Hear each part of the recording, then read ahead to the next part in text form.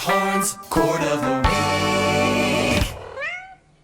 The first 4 chords of Spirited Away, scored by Joe Hisaishi, are really interesting and haunting. And I first heard them when my daughter was watching the movie in the living room. I'm in the kitchen making something, and she just puts on a movie. And I stopped what I was doing, and I'm like, what are those chords? I said, sweetie, what is that movie? And she said, this is Spirited Away. And I said, what's that? She said, well, come watch it. So I watched it. The film is beautiful, and those first 4 chords, along with the whole score of it, which is brilliant, they really haunted me. Let's listen to them.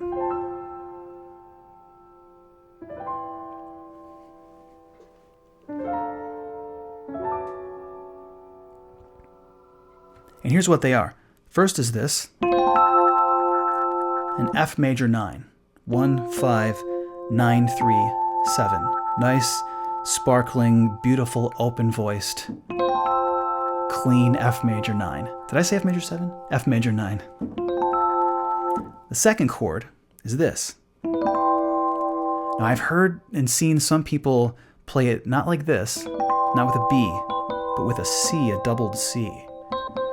And that's beautiful too, but if you listen closely, listen for this B. If you listen closely, listen for this B. Hear that B in there? It's actually this chord, not this.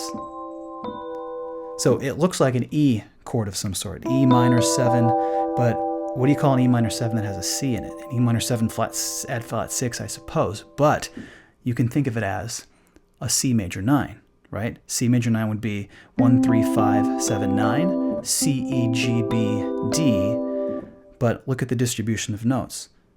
C, E, G, B, D. Same 5 notes, different order. So the second chord is a first inversion C major 9. The third chord is the same as the second chord, just a whole step down. This time it's a B flat major 9. Instead of B flat, D, F, A, C, we could look at it this way, B flat, D, F, A, C.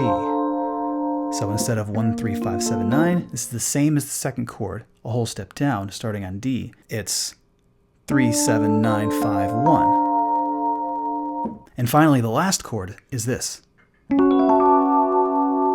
Stacked fourths from C sharp. And there's a couple different ways you could think of this chord. Intervallically, just like that, perfect fourths stacked on top of each other from C sharp.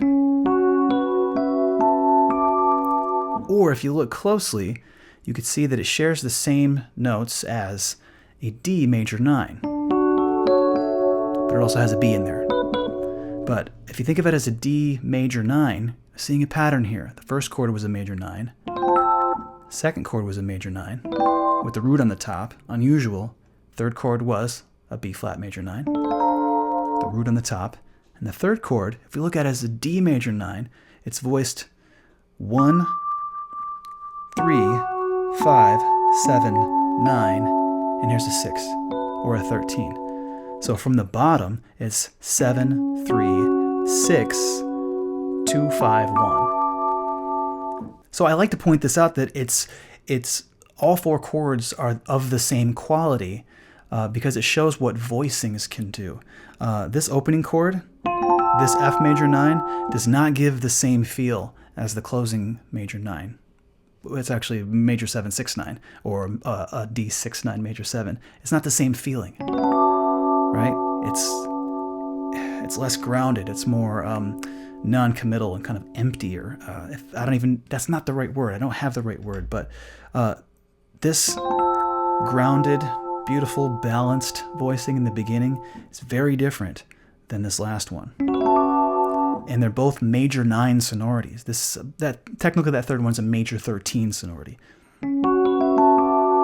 But what gives them this sort of really unique sound, especially like the second and third chords, is this minor 9th interval in the middle where the root of the chord is at the top, above the 7th. Instead of this. It's not that, with the root here and the 7th there. You switch these two. Right? That minor 9th is such an interesting way to introduce almost smuggle in dissonance inside of consonants. It's a beautiful chord, but you recognize that something's not quite right. It's this. Same with the third chord. Minor ninth interval. Same with the last chord. Except the minor ninth has an extra octave between it. So those are the first 4 chords from Joe Hisaishi's score to Spirited Away. Yeah. Who this? This beat. Yo, who this? Yo, who this? Who this?